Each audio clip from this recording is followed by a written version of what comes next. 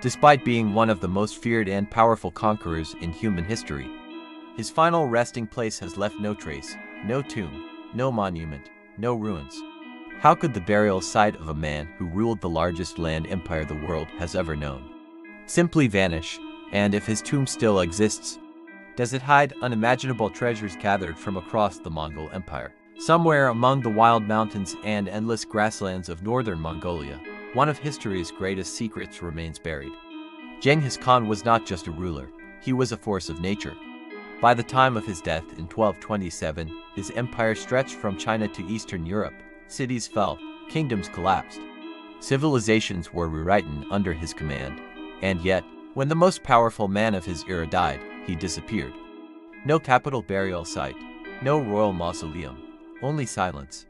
Unlike famous burial sites, the terracotta army of Qin Shi Huang, the Egyptian pyramids, or the lavish tombs of Roman emperors, Genghis Khan's grave left not a single mark on the land. No stone, no inscription, not even a disturbed patch of earth. According to legend, this was deliberate. Genghis Khan himself is said to have demanded absolute secrecy, that his burial leave no trace for future generations to find. And the Mongols obeyed. Even the secret history of the Mongols, the oldest surviving Mongol chronicle, mentions only the year of his death. Nothing more, no location, no ceremony, no final words. Centuries later, Marco Polo, who lived under the rule of Genghis Khan's grandson, wrote something even more unsettling, that even the Mongols themselves did not know where the tomb was located. A secret, lost to its own people. Folktales describe what happened next. After Genghis Khan died during a military campaign in northern China, his body was transported back to Mongolia. But this was no ordinary funeral procession. To protect the secret, the escort party reportedly killed every person they encountered along the journey. Anyone who saw the body was silenced. Some legends claim the funeral itself was even darker. According to Mongol folklore, more than 2,000 people who attended the burial were executed. Then, those ordered to carry out the killings were themselves put to death, a chain of silence, ending in death. To erase the final traces, it is said that 1,000 horses were driven across the burial site, crushing the earth until no sign remained.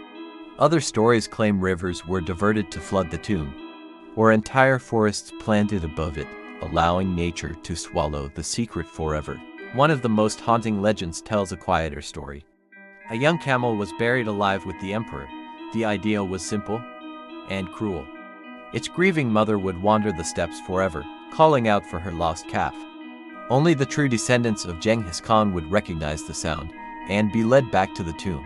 If the story is true, the land itself became the guardian. In modern times, archaeologists have tried everything: satellites, ground-penetrating radar, aerial scans of the Mongolian steppe. Nothing.